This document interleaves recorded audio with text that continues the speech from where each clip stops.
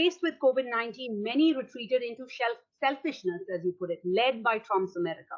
You say COVID-19 is a global phenomena that has paradoxically caused nations everywhere to turn inward.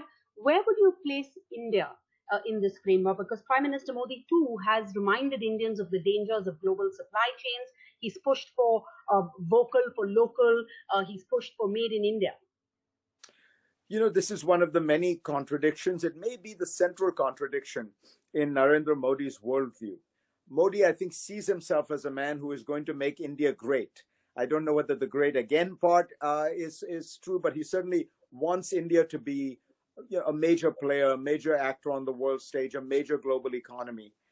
And yet there is deep within the BJP and the RSS and Modi a kind of nationalism that says foreign goods are bad, foreign technology is bad. We should have a kind of national self-reliance. And so what you saw with COVID-19 is that side, that latter side of Modi coming out very strongly.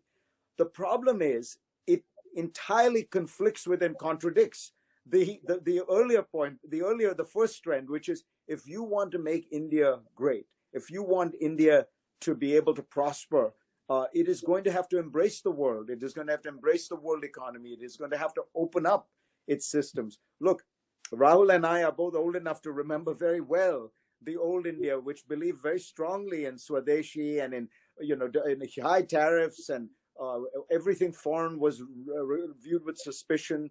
We blocked foreign goods, foreign ideas, foreign services. And what did it result in? It resulted in stagnation, corruption, dysfunction. So in order to move ahead, the BJP is going to have to come to grips with this reality. And I don't know which way it'll come out. I used to think that the BJ's economic modernizing impulse would overwhelm its nationalist parochial impulse. But I think what we have seen with Narendra Modi over the last few years in particular is that parochial, nationalist, sectarian impulse is very strong. It is very deep.